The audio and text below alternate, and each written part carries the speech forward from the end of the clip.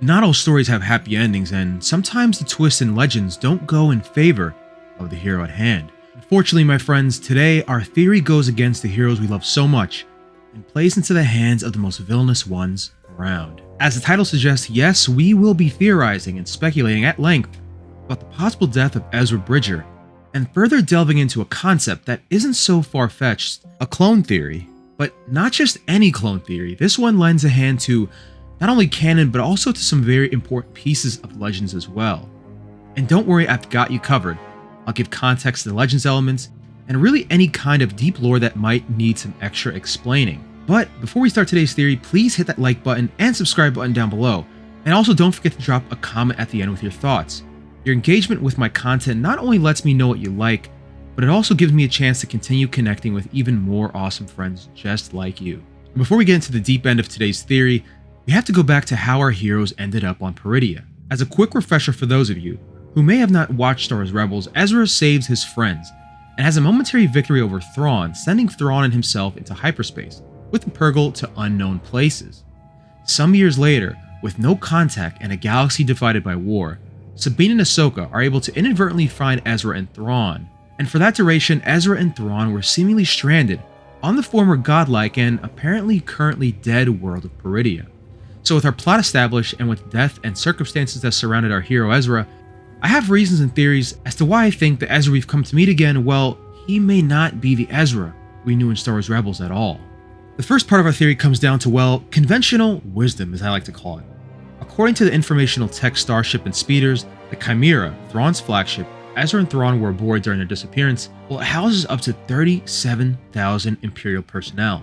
Now, it's worth noting that many probably died, and the likelihood that everyone was still on board was pretty low. But when you think about it, where does that really put Ezra Bridger? Well, from the moment of arrival on Peridea, it's pretty simple. Thousands of adversaries versus one lone Jedi. And a C-3PO might say, your odds of survival are, well, probably none. Even if many died when arriving on Peridea, even if many perished over that long few-year stretch, Ezra was still outnumbered. Now, this doesn't mean that Ezra wasn't able to escape, but something tells me that, based on Thrawn's prowess, he knew exactly where Ezra was all along, as evidenced in Ahsoka Season 1. Now, some of you might say, well, why would Thrawn kill Ezra? He needed to use Ezra as bait for Ahsoka and Sabine. In response, I'd argue that Thrawn's biggest enemy wasn't Ahsoka or Sabine, it was Ezra all along. Having Ezra linger around him on Peridea was a more immediate threat to his power than anything else around. Now let's take that conventional idea, right, of the idea of being outnumbered, and let's apply it to the other worldly elements on Peridea that were also stacked against Ezra's favor. It's also worth mentioning that this planet in general is not friendly to Ezra in its current state. And here again we move out from that conventional wisdom of large numbers of troopers versus Ezra and into the mystic powers that surround him on Peridea. When we see Ezra on Peridea in Ahsoka Season 1, not only is it desolate and barren, the allies available to Ezra are practically powerless. I mean, maybe some turtles who are hermetic and just kind of wander around. Ezra's basically outnumbered, not just by the thousands of Imperial remnants and native tribes we see early on in the show, but also by someone else we haven't spoken yet about, the Night Sisters. Now, though these ancient Night Sisters are not necessarily abundant, they can conjure magic to serve their will. It's worth pointing out that they use their powers to locate Ahsoka and Sabine during their descent towards Peridea. So how is it that the Night Sisters, when allied with Thrawn, didn't use that power to find Ezra, kill Ezra, or if you really want to sell this theory, brainwash him and turn him into something else? Maybe even clone him. Think of like a Savage Opress. And now let's take this conventional theory and push it even a little bit further. And when you go further down that route, it's important to remember we also have the Mortis gods present. And yes, you might say the father and daughter have elements of good, but the statue with the head chopped off is the daughter, who represented the most good on the planet. That signals that evil is ever present and perhaps even dominant on this plane. And there's one evil we all have to think of when thinking about the Mortis gods, the mother, Abeloth.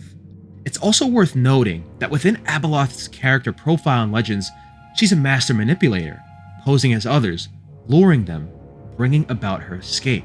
So yes, even though there's the obvious conventional threat of sheer numbers, there are also other mystical forces surrounding Ezra on Peridea, the Night Sisters, and possibly the power of Abeloth. So for the more grounded approach we've kind of taken here, I think there are just so many things stacked up against Ezra, And we have to remember too, his story. His story is really one of sacrifice and love for his friends. In fact, I'd argue the biggest lesson he learned from Kanan and A World Between Worlds is that of sacrifice. His sacrifice was saving his friends, staving off Thrawn, and in turn inspiring and allowing resources to be allocated to fight the Empire instead of being bolstered away by Thrawn. So the first part of this theory isn't really anything flashy. It's basically that Ezra was vastly outnumbered, and Thrawn wouldn't hesitate to take out a wounded enemy. A tactician knows when to strike, and that was certainly his moment. Now let's move on to the portion where the theory takes a more fantasy-esque turn. Remember how the Night Sisters could conjure the dead, having those fallen troopers work for Thrawn as well? Well, this also pairs with something Thrawn was very likely privy to, and it links all the way back to Inspirations from Heir to the Empire by Timothy Zahn. For a moment, I want you to hold some names in your mind as we link them together, and fear not, if you don't know them, I'll explain them further. Thrawn, Jor Sabayoth, the Elasamiri, Snoke, and Grogu. And you're probably already thinking it if you know it already. They all tie into the Force, cloning and wielding that Force power. So for those of you not familiar, in Heir to the Empire, Thrawn uses Jor Sabayoth, a lost clone Jedi, as a type of puppet. Thrawn recruits him with half-promises of delivering Luke, Leia, and Leia's unborn twins to him. This makes them temporary allies, sort of. In reality, Thrawn is just using Joruus for his Force prowess, military usefulness, and as a possible counterbalance against Luke and Leia. Even before meeting Joruus, though, Thrawn already had at his disposal the Elasamiri, creatures that could nullify Force powers within their range. As seen in Heir to the Empire, the Elasamiri protect Thrawn from actually being killed by Joruus in their first meeting. So how does this all tie into Ezra? Well, Thrawn from the moment he arrives on Peridea is thinking several things. Besides eliminating Ezra, he's also thinking about survival, and beyond that, his eventual return to the known galaxy. Now, you have to remember, Thrawn was privy to many things that the Emperor wasn't aware of. Thrawn knew of Vader's secrets, about the fact that he was Anakin, about the Emperor's Force mights, and probably suspected that either Vader had offspring or that rogue Jedi were waiting for their moment to strike against Palpatine and Vader. So, again, what does this mean? It means Thrawn knew he'd eventually be returning to a galaxy ruled by either an Emperor or by Jedi. That meant he was already thinking about a counterbalance, a force to go against those forces I mentioned. The way he did it in Legends by having Joruus at his disposal, either to counter or possibly ally himself or dominate Luke and Leia. Again, Thrawn is always thinking ahead. He may have not come off as this military tactical genius in Ahsoka, but something tells me that he's actually even further ahead along than we actually see during Season 1. Now the next piece of this theory is Force cloning, and again, this isn't a Thrawn theory, but it's crucial, so just hear me out. Cloning is a massive theme during the Skywalker era. We see it most prominently with the clone troopers, but more mysteriously with Force sensitives. First, Darth Plagueis attempts to create life, and later, his pupil Palpatine attempts to clone Force-sensitive individuals, and this goes back even way before them. For those of you who like the content, even in the Acolyte, right? The witches were experimenting with it. Look no further than the Night Sisters too, they kind of delve into it as well. Well, eventually those Sith experiments lead to moderate success with Snoke, but there are still secrets we aren't aware of. So the likelihood that Thrawn knew of these secrets that even we don't know about, even that aren't written down yet, it's very, very high. Thrawn always had operatives digging into places no one else was supposed to. A great example is Eli Vanto essentially figuring out the Death Star, something that was well beyond his clearance and Thrawn's clearance. It was really limited to a small council. Here I'm wagering that Thrawn knew enough about cloning to see an opportunity, with the Night Sisters at his side, and his need for a Force-sensitive lapdog, a canon version of Jor Sabayoth, that Thrawn clones Ezra, and that is a very, very real possibility. And it's one that I think is definitely, or at least possibly present, and may have already happened. And again, it would be for that same purpose, to have a counterbalance for Ahsoka, a counterbalance for Sabine, and a counterbalance for Luke Skywalker and Leia Organa. And even better than a counterbalance, why not just have a sleeper cell at your disposal? Why not have Ezra's clone believe he's the real Ezra, just as Joruus believed that he was the real Joruus? Why not have that sleeper cell ability available? Why not have intel so deeply embedded within the rebels that Thrawn would just always know their next move? I mean, think for example, even the Bad Batch. Look at the advantage the Confederate of Independent Systems had when they had the mind of a clone available. They were able to pretty much predict every next move.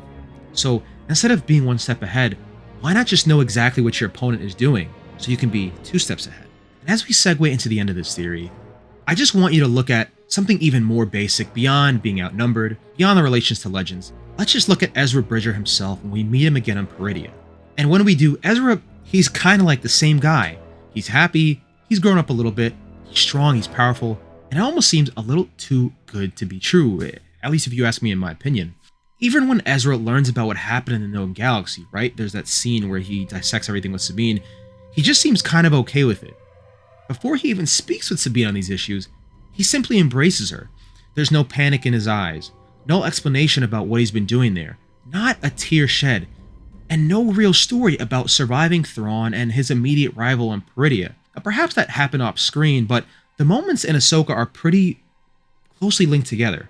And the way that Ezra receives Sabine, the way that he reacts to Ahsoka, the way that he meets Huyang, the fact that there's no real regret or remorse or anger or sadness in his eyes, it almost just seems a little too perfect. In this cloning theory, I actually think Thrawn could be using a clone Ezra as the lure to truly infiltrate the rebels when he returns, to be activated at his command.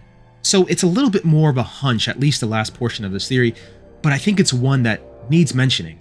There were times watching Ahsoka Season 1 when I wanted Sabine to ask Ezra something specific, like a litmus test, a challenge question, to see if he could recount the details only the real Ezra would know. Because again, something just seemed a little bit off.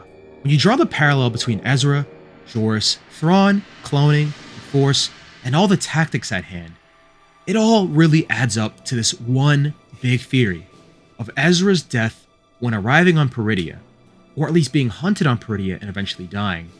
And also the fact that maybe the Ezra we're meeting is actually a clone who believes himself to be the real Ezra, a sleeper cell agent, or just a very good actor of an evil Ezra clone. And again, it's not a stretch, the pieces are all there. I just urge you to look at it and move things around. The way I'm looking at it, I see a picture that's drawn, and I'm just coloring in the lines, showing you what I see. Fortunately, in this case, it's a dark, grim picture. One where Ezra passed away, one where Ezra was cloned, one where the real Ezra story ended with the ultimate sacrifice, and one where Thrawn stands on the cusp of something truly shrewd, powerful, special, and perhaps never achieved before by way of Force cloning. So guys, I want to know your thoughts on this kind of crazy Ezra died on Peridea clone theory. I've seen some other ones out there, but I think I've taken it to a little bit of a different place, speculating on how it could be used, evidence that I think is a little bit clear to see at least, and projecting into the future these possibilities for Ezra Bridger. To me, it just seems a little too good to be true that Ezra Bridger survived with a few turtles when being surrounded by the Night Sisters, Thrawn, the Imperial Remnants, Marauders, the evil Force entities on the planet Peridea, and even possibly the appearance, the luring, and the manipulations of Abeloth, who in this case would be the most powerful being on Peridea. It's too much for one Jedi who's not a Jedi Master, who's not covert, who didn't give up on the Force, to be surrounded by, survive, and come out on top after so many years. So again, let me know your thoughts in the comments below. Did Ezra Bridger die on Peridea? And is the Ezra that we met in Ahsoka Season 1, well, is that the real Ezra Bridger? I can't wait to hear your thoughts and your theories down again in the comments below. And with that being said, everyone, thank you for watching this video. Don't forget to like, comment, share, and subscribe. In fact, go check out all my content and drop likes if you like them too. It's truly meaningful to have your viewership on this channel always, and it really does personally mean a lot to me. And until next time, everyone, beware of the dark forces that might surround you in life. I know you're strong, and I know you can beat them too. Stay safe out there, and may the Force be with you always. I'll catch you guys in the next video.